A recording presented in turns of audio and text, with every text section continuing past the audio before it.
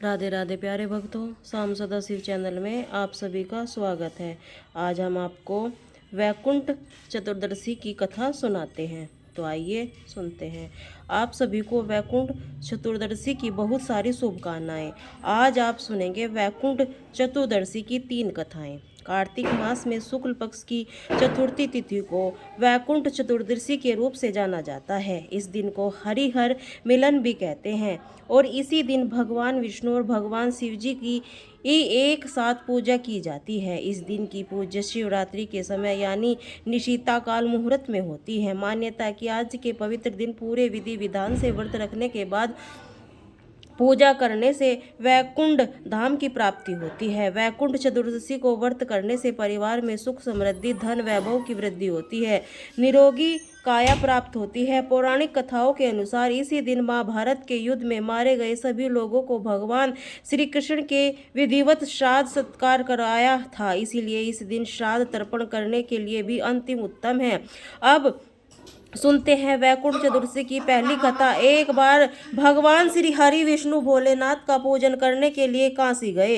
वहां पर मणिकर्णिका घाट पर स्नान करने के बाद उन्होंने 1000 स्वर्ण कमल पुष्पों से भगवान विश्वनाथ की पूजा का संकल्प लिया। अभिषेक करने के बाद जब श्री हरि पूजा करने लगे तब भगवान शिव ने उनकी भक्ति की परीक्षा लेने के लिए एक कमल पुष्प और कम कर दिया। भगवान श्री हरि को अपने संकल्प के अनुसार भगवान शिव को 1000 कमल पुष्प अर्पित करने थे और अब जब वह कमल पुष्प गायब था उन्होंने सोचा कि मेरी आंखों में भी कमल के समान है और मुझे पुंडरीकाक्ष और कमल नयन भी कहा जाता है, जो क्यों न मैं अपना एक नेत्र भगवान शिव को कमल पुष्प के बदले अर्पित कर दूं।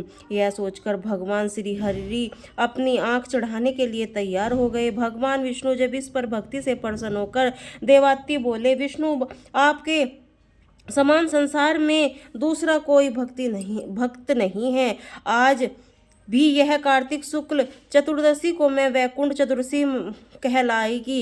इस दिन व्रत करने से जो मुझे आपका पूजन करेगा उसे वैकुंठ लोक की प्राप्ति होगी। भगवान शिव ने श्री विष्णु जी को करोड़ों सूर्यों की चमक के समान सुदर्शन चक्र भी प्रदान किया और आज के दिन तो वैकुंठ लोक के द्वार भी खोल रहते हैं। यदि कोई व्यक्ति पूरे विधि विधान से वैकुंठ चतुर्दशी का व्रत करते हैं तो वह वैकुंठ लोक में अपना स्थान सुनिश्चित कर लेते हैं। इसी प्रकार वैकुंठ चतुर्दशी की पहली कथा पूर्ण हुई। अब सुनते हैं दूसरी तथा। प्राचीन समय में उज्जैन में धनेश्वर नाम का एक ब्राह्मण रहता था। वह रस चमड़ा और कंबल आदि का व्यापार करता था। मंदिरापान वेश्या गमन आदि बुरे कर्मों में सदा लिप्त रहता था। दिन रात दुष्कर्म पाप से लीन रहता था, इसीलिए वह व्यापार करने के लिए नगर नगर घूमा करता था। एक दिन व्यापार में घूम रहा था कि घूमते घूमते वह महिष्मतिपुरी नगर में जा पहुंचा और वह नगरी राजा महेश के द्वारा बसाई थी। उस समय पवित्र कार्तिक मास चल रहा था। उस समय वहां पर कार्तिक मास का व्रत करने वाले बहुत से लोग अनेकों गांव में स्नान करने के लिए आए थे। धनेश्वर ने उन सभी को देखा और अपना सामान बेचता हुआ वह भी उस मास तक वहीं रहकर प्रतिदिन वैष्णव के मुख से भगवान श्री हरि के नामों का कीर्तन सुनता और उसके वार्तालाप किया करता। वह कार्तिक मास के व्रत का उद्यापन विधि और जागरण भी देखता रहता था। कैसी वृत्ति ब्राह्मणों और गायों को भोजन करा रहे हैं, उनको दान दक्षिणा आदि दे रहे हैं, उन्हें भगवान शंकर और भगवान विष्णु की प्रसन्नता के लिए जलते हुए दीपक भी देखे। त्रिपुर नामक राक्षस दोनों पुत्रों को भगवान शिव ने भी इस तिथि को जलाया था, इसलिए भगवान शिव के भक्त इस तिथि को दीपोत्सव के रूप में मनाते हैं। इसी प्रकार नर्मदा नदी के तट पर रहते हुए घनेश्वर ब्राह्मण को पूरा 1 माह बीत गया। तब एक दिन अचानक ही चल काले विषैले सांप ने उसे डस लिया।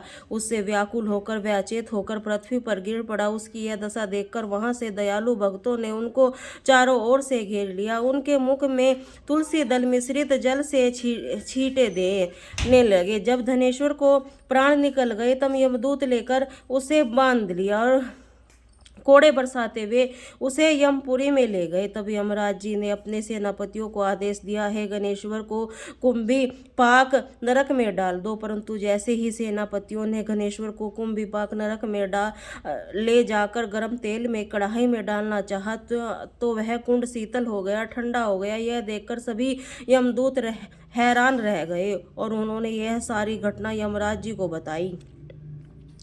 ठीक उसी समय देवऋषि नारद वहां पहुंचे और उन्होंने यमराज जी से कहा, हे सूर्य नंदन, यह ब्राह्मण नर को उपभोग करना योग्य नहीं है। जो मनुष्य पुण्य कर्म करने वाले लोगों को का दर्शन स्पर्श कर फिर उनके साथ वार्तालाप करते हैं, यह उनके पुण्य का छोटा सा अंश प्राप्त कर लेते हैं। और यह ब्राह्मणों को 1 मास तक श्री हरि भगवान के कार्तिक मास के व्रत का अनुष्ठान करने वाले असंख्य मनुष्यों का संपर्क में रहता है। इसीलिए तो वह उन सबसे पुण्य का भागी हुआ है। इसीलिए अब यह पक्ष यानी योनि में रहेगा और पाप भोगकर रूप सभी नरक का केवल दर्शन मात्र करेगा। तब यमराज जी ने अपने प्रेत सेनापतियों को नारद जी के कहे अनुसार गणेश्वर की सभी नरक दिखाने की आज्ञा दी और उसके पश्चात उसे यक्षलोक में भेज दिया।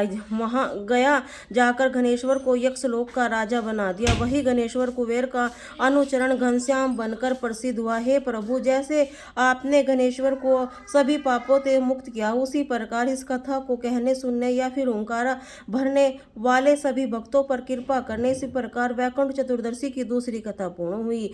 आइए श्रोता, अब सुनते हैं तीसरी कथा। एक बार देवर्षि नारद जी पृथ्वी लोक में घूमकर वैकुंठ लोक में गए।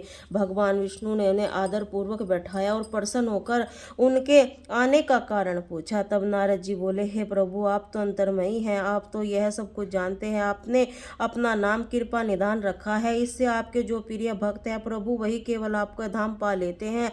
जो सामान्य नर नारी हैं वे भवसागर से वंचित रह जाते हैं। इसलिए आप मुझे कोई ऐसा सरल उपाय बताएं जिससे कि सामान्य से सामान्य भक्त भी आपकी भक्ति करके मुक्ति को प्राप्त कर सके। यह सुनकर श्री हरि विष्णु बोले, हे नारद, कार्तिक शुक्ल पक्ष की चतुर्दशी को जो नर नारी व्रत का पालन करेगा और श्रद्धा भाव से मेरी पूजा करेगा, उसके लिए स्वर्ग के द्वार साक्षात खुले रहेंगे। इसके बाद भगवान विष्णु ने अपने द्वारपाल जय विजय को बुलाया, उन्हें कार्तिक चतुर्दशी के स्वर्ग के द्वार खुले रहने का आदेश दिया। साथ ही भगवान ने यह भी कहा, इस दिन जो भक्त मेरे नाम लेकर पूजन करेगा वह वैकुंठ धाम को प्राप्त करेगा। इस प्रकार वैकुंठ चतुर्दशी की तीसरी कथा पूर्ण हुई। चतुर्दशी तिथि भगवान शिव को समर्पित मानी जाती है, लेकिन कार्तिक शुक्ल चतुर्दशी के दिन भगवान विष्णु का पूजन किया जाता है। इस दिन श्री हरि हर मिलन के रूप में भी जाना जाता है। आज के दिन भगवान शिव ने भगवान श्री विष्णु को चतुर्मास के दिनों में संभाले हुए दृष्टि का संचालन कार्यभार पुनः सौंपा था। इसलिए जो भक्त सच्चे मन से पूजा करके भगवान शिव को तुलसी जी की पत्तियां और भगवान विष्णु को बेलपत्र अर्पित करता है, उनके जीवन के सारे दुख भगवान शिव और भगवान विष्णु हर लेते हैं। आज के दिन दीप दान करना चाहिए। अपनी सामर्थ्य के अनुसार दीप दान करके आप वैकुंठ चतुर्दशी का पुण्य प्राप्त कर सकते हैं। ये आज की कथा है। अगर आपको अच्छी लगी वीडियो को लाइक और शेयर कीजिए। श्री राधे राधे।